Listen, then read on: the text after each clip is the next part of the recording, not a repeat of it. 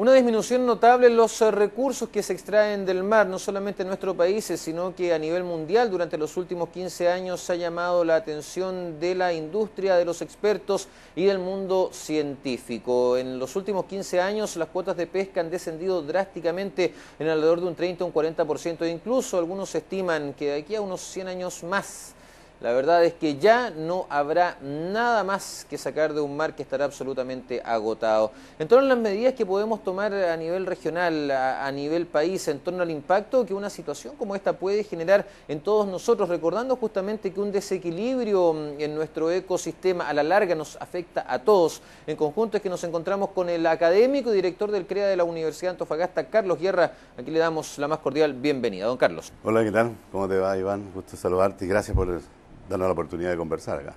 Bueno, las cifras nos dicen, y son bastante duras, hace 15 años se podían pescar 6 millones de toneladas al año en nuestras costas y hoy solamente apenas se están extrayendo 2,5, lo que denuncia en cierta forma la tremenda pérdida que hemos tenido de este verdadero patrimonio natural que tenemos en nuestras costas.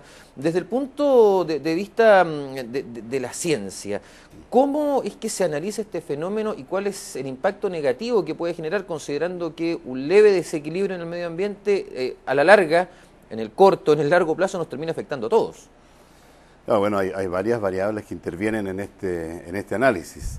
Yo tuve la suerte de estar hace unos años atrás en Costa Rica en el Foro Mundial de la Pesca y quedé realmente sorprendido porque si bien nosotros manejamos estadísticas chilenas, ¿no es cierto?, de la pesquería industrial nuestra y la estadística que éstas generan, pero cuando uno va a estos foros y ve la estadística mundial y ve el mapa del mundo y empieza a escuchar a los proponentes, que no tan solo son pesqueros, sino que también son los que comercializan. A esos foros van todas las cadenas grandes de supermercados, todos los que industrializan ahora más allá de la pesca el producto. Y ellos hablan con una soltura así que es realmente impactante porque dicen, en este sector del planeta ya estamos agotados, en este nos queda algo, en este otro, te fijas, es como que la torta del planeta, como que se la reparten entre ellos, sin mediar permisos ni gobiernos, porque ellos pescan en los mares abiertos, pescan en los mares más allá de los mares jurisdiccionales. Te fijas, no nos olvidemos que nosotros tenemos 12 millas jurisdiccional, después tenemos 200 millas de zona económica exclusiva, y de ahí para afuera no tenemos jurisdicción. Y si ustedes vieran las flotas que andan afuera pescando, todo donde haya pescado están metidas las flotas, ¿no es cierto? Nos daríamos cuenta que la presión mundial que existe sobre la pesca es pero brutal, brutal. Realmente es un fenómeno humano que está afectando la estabilidad de los océanos en todo el planeta. Y con ello afecta la estabilidad de todo el ecosistema. Me gustaría ahondar un poquito en este tema, cómo nos podría afectar en cierto momento, teniendo una visión bastante pesimista del futuro, el hecho, por ejemplo, que en nuestras costas, por simplemente poner un ejemplo, no hubiera más peces. Bueno, obviamente los peces son parte de la cadena trófica que existe en el sistema o en el ecosistema oceánico. No tan solo los peces viven en el océano, sino que está toda la cadena, incluyéndonos nosotros. Nosotros también somos, podríamos decir, clientes, usuarios de la cadena trófica del océano. Y están todos los lobos marinos, los mamíferos en general, las grandes poblaciones de aves marinas que vinculan el océano con lo terrestre. ¿Te fijas? De tal manera que el impacto, el desequilibrio ecológico es de grandes dimensiones. Ahora, si lo vamos mirando un poquitito más cerca, ¿no es cierto? Ahora si lo empezamos a mirar un poco más local, nos damos cuenta que también nosotros intervenimos en el deterioro de los sistemas marinos que tienen su implicancia también finalmente en los stocks pesqueros. Por ejemplo, la extracción excesiva de algunos recursos programados por la necesidad de incorporar divisas al país, el caso de las algas marinas, por ejemplo. Las algas marinas juegan un rol pero importantísimo en los bordes costeros de los océanos porque son los verdaderos bosques, son los bosques donde muchos organismos van a pasar los primeros estadios de su vida. Entonces, si nosotros talamos esos bosques, ¿no es cierto?, sencillamente dejamos a merced de los depredadores todos esos organismos que se cobijan y más allá también que se alimentan dentro de esos bosques. De tal manera que también el exceso de extracción de algas que ha ocurrido en nuestro país en los últimos años ha ido produciendo un desequilibrio también en las poblaciones y en las comunidades oceánico-costeras. Desde el ámbito académico, las críticas siempre abundan en torno a una mala gestión a través de las leyes por parte del gobierno en torno a estas temáticas que son sumamente sensibles. Parece que no se toma en mucha consideración la opinión de la ciencia cuando se determinan ciertas cuotas pesqueras o se determina arrasar con ciertos sectores, por decirlo de un modo suave, para poder cumplir con ciertos deberes económicos. Claro, hay una constante que es esta discrepancia que normalmente existe entre el mundo científico, los especialistas, los oceanógrafos, los biólogos pesqueros, los técnicos, los ingenieros pesqueros, ¿no es cierto?, los ecólogos marinos, etcétera, con el mundo administrativo, ¿eh? ¿Por qué? Porque el mundo administrativo obedece al mundo político y el mundo político necesita cumplir compromisos y necesita dinero en el fondo, ¿te fijas? Por lo tanto, siempre va a ir empujando para la extracción de recursos más allá, al límite o más allá del límite, porque los compromisos económicos son lo que priman. Por algo está todo el sistema de control de la pesquería, ¿no es cierto?, que está la Subsecretaría de Pesca y está dentro de eso está el Servicio Nacional de Pesca, está en el Ministerio de Economía, ¿eh? No está en otro ministerio, podría haber estado en un Ministerio de Medio Ambiente, en un Ministerio de Recursos Naturales. Alguno no sonaría más lógico. Claro, pero está en el Ministerio de Economía, radica allí. Incluso las metas de éxito que maneja para evaluar el desempeño de los distintos lugares donde el servicio existe son metas de exportación. O sea, ¿cuánto exportamos? Por lo tanto, es un servicio que encargado de manejar, de controlar, fiscalizar, administrar los recursos naturales marinos, pero sin embargo las metas son solamente exportación. Que pareciera que está más encargado de manejar la explotación que otra cosa. Exactamente, la explotación. Por lo tanto, uno se da cuenta que las prioridades de este mundo siempre van a tender a la extracción al límite o más allá del límite. Y por otro lado, el mundo científico, preocupado de la ciencia pura, ¿no es cierto?, o de la ciencia aplicada en algunos casos, que está buscando cómo los modelos de funcionamiento de los sistemas naturales permiten entonces sacar aquello que el sistema va produciendo sin, ¿no es cierto?, es como sacar la madera sin terminar con el bosque, que el bosque siga viviendo. ¿Te fijas? Entonces se produce esta dicotomía o esta dificultad, digamos, de entenderse porque los objetivos son distintos. Y después está el sector industrial, el sector pesquero artesanal, ¿te fijas? Que son los que también están sacando los recursos para su propia subsistencia. Entonces, entre estos tres actores no hay un acuerdo permanente, siempre hay desacuerdo. Pero hay premisas muy claras. O sea, nuestro país históricamente es mal manejador de recursos marinos. Cuando nosotros tenemos mal manejador de recursos naturales en general, me atrevería a decir. Claro. En este caso particular, cuando nosotros tenemos un país que tiene vedas indefinidas de algún recurso, es porque ese país ha sido incapaz de administrar correctamente ese recurso. ¿Y cómo podemos llegar a esa administración correcta? ¿Hay que incluir a otros ámbitos de la sociedad para poder llegar a acuerdos, sea cosa de continuar cumpliendo con estas metas de explotación que se establece el país, pero sin por eso tener que estar constantemente en este límite que puede ser sumamente peligroso? Yo creo que son los sistemas políticos finalmente los que hay que ir modificando.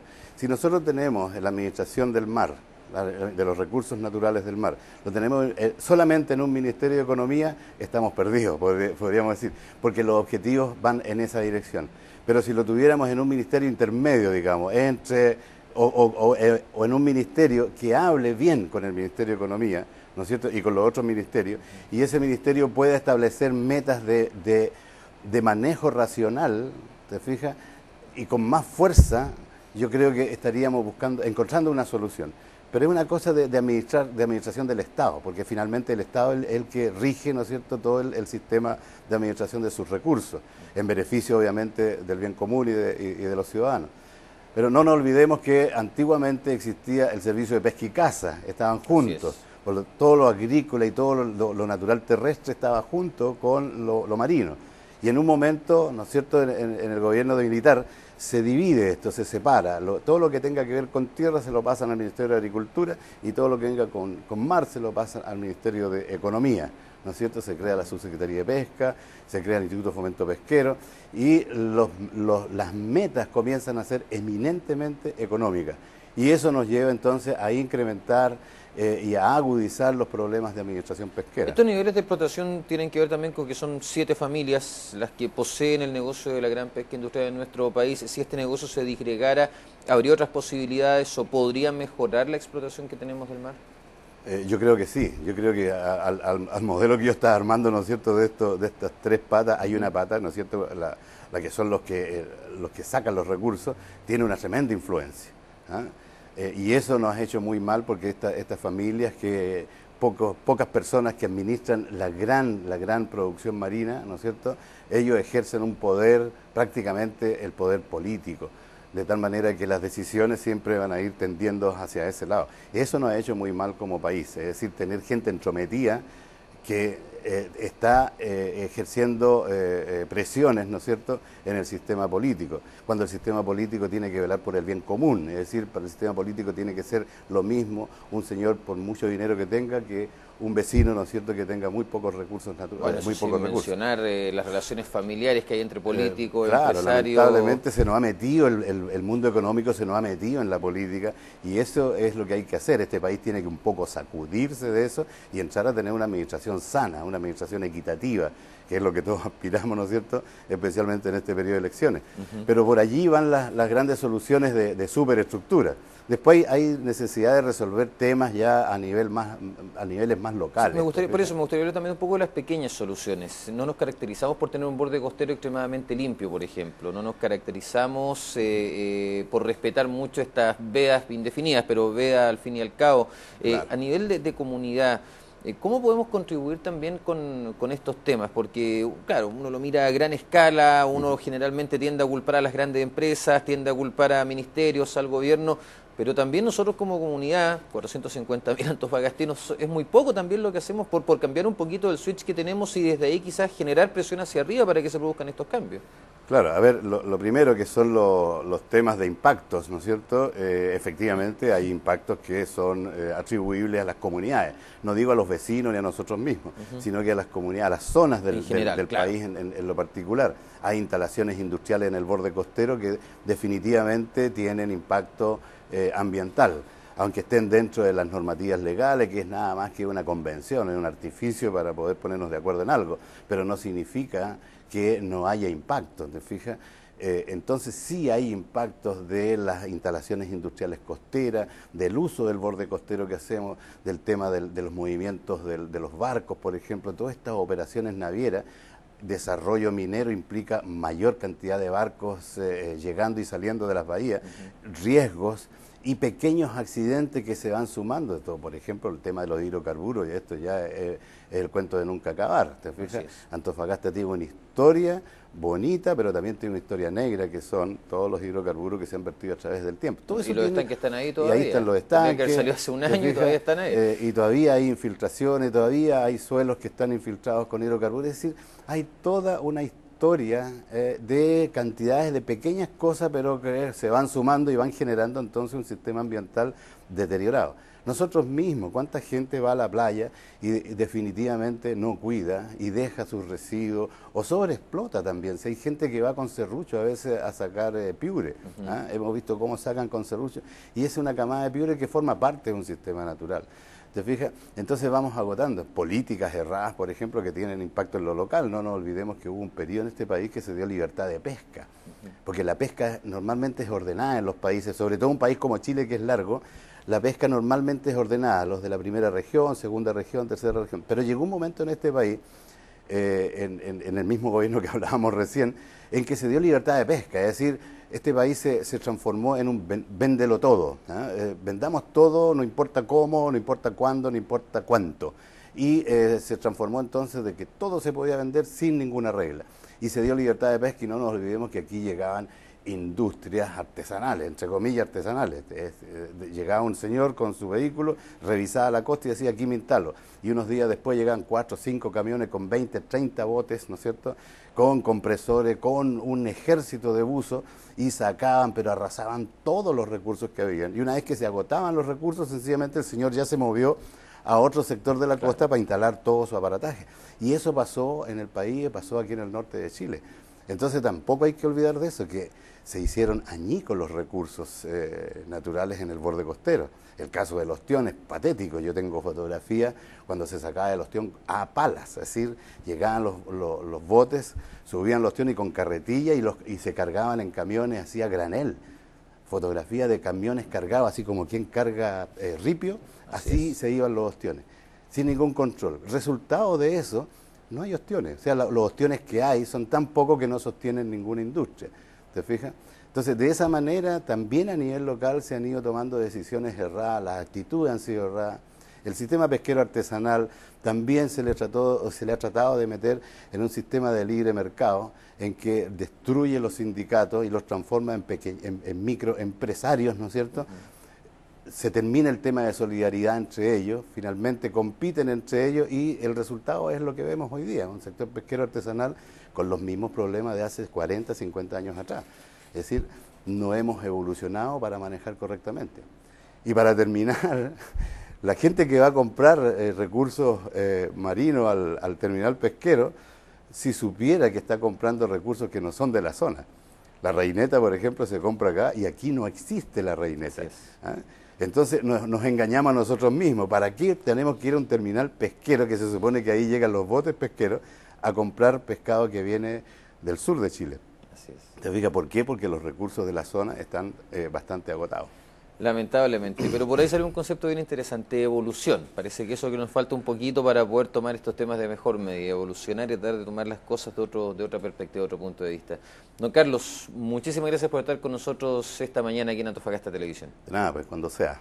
Muchas gracias, don Carlos, por estar aquí en Antofagasta Televisión en esta nueva entrevista. Nosotros nos despedimos, nos encontramos en una próxima oportunidad, como siempre con interesantes invitados. Hasta pronto.